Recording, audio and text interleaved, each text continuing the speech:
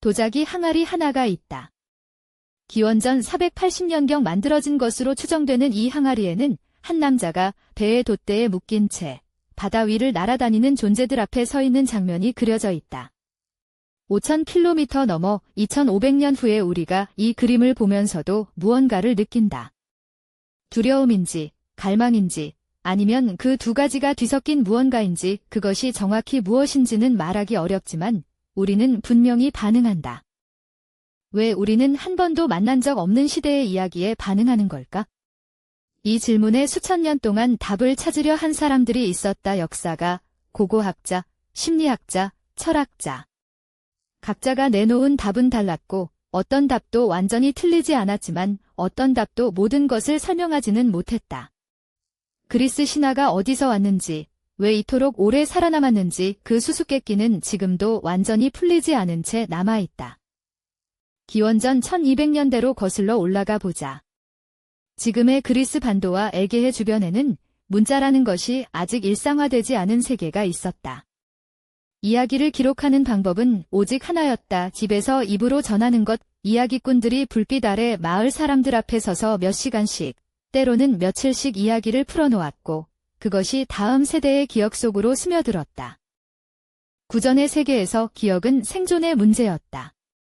이야기꾼들은 수천 줄에 달하는 내용을 잊지 않기 위해 특별한 방법을 사용했다. 반복되는 리듬, 정해진 수식어, 고정된 장면 패턴. 이것들은 단순한 문학적 장치가 아니라 인간 기억의 한계를 보완하기 위한 기술이었다. 우리가 지금 알고 있는 그리스 신화의 형태는 역사적 사건만큼이나 이 구전 기술에 의해 빚어진 것으로 추정된다. 기원전 8세기 무렵 유동하던 이 이야기들의 고정된 형태를 부여한 이름이 등장했다. 호메로스. 그러나 그가 실제로 존재했는지, 한 사람인지 여러 세대에 걸친 집단의 산물인지조차 지금도 논쟁 중이다. 그 이름 아래 기록된 일리아스와 오디세이아는 현존하는 가장 오래된 그리스 문학으로 알려져 있으며 기원전 1200년대에 일어났다는 트로이아 전쟁을 배경으로 한다. 하지만 그 전쟁이 실제로 있었는지 그것이 다음 물음표였다. 19세기까지 학자 대부분은 트로이아를 순수한 신화 속 장소로 여겼다. 그러다 1871년 독일의 아마추어 고고학자 하일리히 슐리만이 호메로스의 지리 묘사를 따라 지금의 터키 서부 해안가 언덕을 파기 시작했다. 그가 발견한 것은 하나의 도시가 아니었다. 수천 년에 걸쳐 층층이 쌓인 9개의 도시였다. 그리고 그중 하나는 기원전 1200년대 무렵 격렬하게 파괴된 흔적을 고스란히 담고 있었다. 호메로스와 비슷한 시대, 또 다른 시인 헤시오도스는 전혀 다른 방향에서 신화를 기록했다. 혼돈에서 세계가 탄생하는 과정, 크로노스가 자식들을 삼키는 이야기, 제우스가 아버지를 권좌에서 몰아내고 올림포스를 장악하는 이야기. 학자들은 이것을 단순한 허구로 보지 않는다.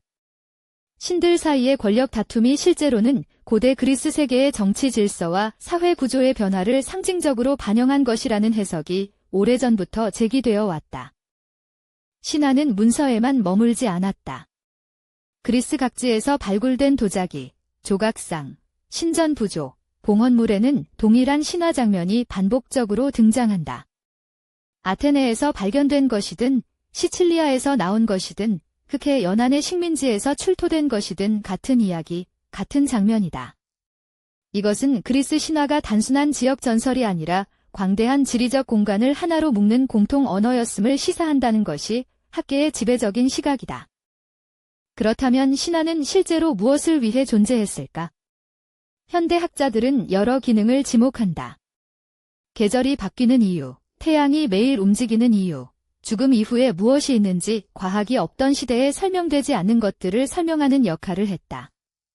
동시에 어떤 가문이 권력을 가져야 하는지, 어떤 행동이 신의 분노를 사는지를 규정하며 사회 질서를 유지하는 기능도 수행했다. 신화는 고대 사회의 운영 체계였고 백과사전이었으며 법전이기도 했다. 그렇다면 이 이야기들은 어디서 왔는가? 첫 번째 가설은 역사 기억설이다. 신화 속의 신성한 요소들을 걷어내면 그 아래에 실제 역사적 사건의 흔적이 남아있다는 주장이다. 트로이아 전쟁이 실제로 일어난 분쟁이라면 헤라클레스의 과업들도 청동기 시대 실제 영웅의 행적일 수 있다. 여러 문화에 걸쳐 등장하는 대홍수 신화들도 수만 년 전 실제로 일어난 대규모 자연재해의 기억을 담은 것일 수 있다는 것이다. 하지만 이 가설에는 분명한 한계가 있다. 역사의 기록이라면 왜 같은 사건이 판본마다 전혀 다르게 전해지는가?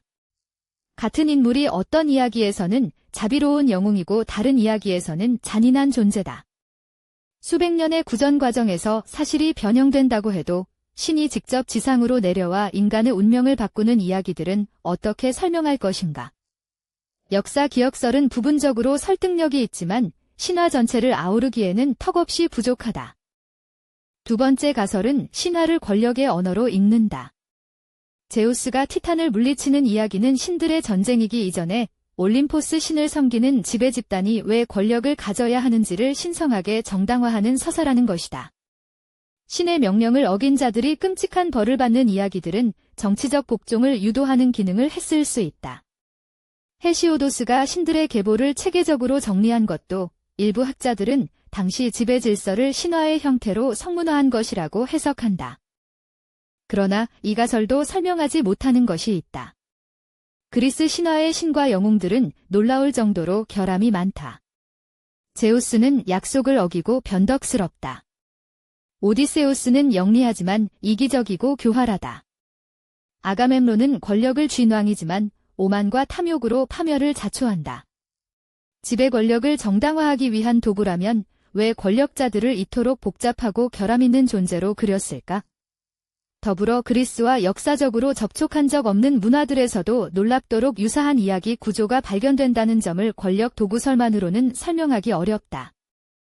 세 번째 가설은 20세기의 심리학자 카를 융이 제안한 것으로 가장 논쟁적인 주장이기도 하다.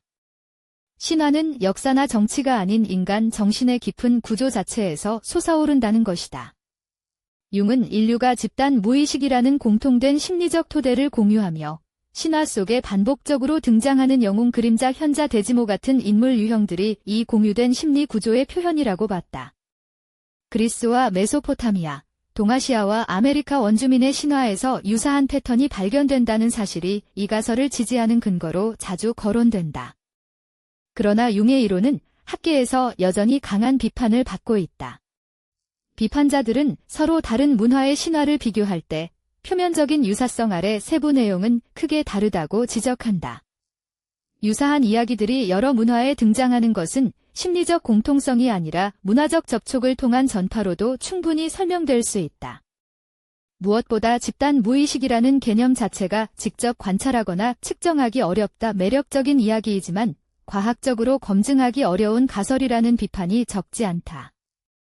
네 번째 관점은 신화를 자연현상에 대한 고대의 설명체계로 본다. 과학이 없던 시절, 화산 폭발이나 지진, 대홍수는 아무런 예고 없이 찾아오는 공포였다. 포세이돈이 분노한다는 이야기는 지진을 설명하고 페르세포네가 저승에 묶이는 이야기는 겨울의 도래를 설명하는 방식이었다. 프로메테우스가 불을 훔쳐 인간에게 준 이야기도 어떤 학자들은 인류가 처음으로 불을 통제하는 법을 배운 먼 기억이 신화적 형태로 살아남은 것일 수 있다고 추정한다. 그러나 자연 현상만으로는 신화의 도덕적 사회적 차원을 온전히 담아낼 수 없다. 오이디푸스가 알지도 못한 채 아버지를 죽이고 어머니와 결혼하는 비극, 오르페우스가 에오리디케를 구하러 저승에 내려가 결국 단 한 번의 뒤돌아봄으로 그녀를 잃는 이야기 이것들은 자연현상의 설명이 아니라 인간 조건 그 자체에 관한 이야기처럼 보인다. 결국 어느 하나의 이론도 그리스 신화 전체를 아우르지 못한다. 역사의 기억, 권력의 언어, 심리의 투영, 자연에 대한 설명이 모든 것이 동시에 작동하며 수천 년에 걸쳐 쌓인 결과물이 지금 우리가 알고 있는 신화의 모습일 가능성이 높다. 불빛 아래에서 이야기를 들려주던 이름 모를 사람들이 세상을 떠난 지 수천 년이 지났다. 그들이 살던 세계는 사라졌고 그들이 쓰던 언어도 대부분 소멸했다. 그럼에도 그들의 이야기는 여전히 작동하고 있다. 우리의 영화 속에, 우리의 소설 속에, 우리가 매일 쓰는 심리학 용어들 속에 살아서. 왜 이 이야기들은 죽지 않는가? 무엇이 그 생명력의 원천인가? 당신은 어떻게 생각하는가?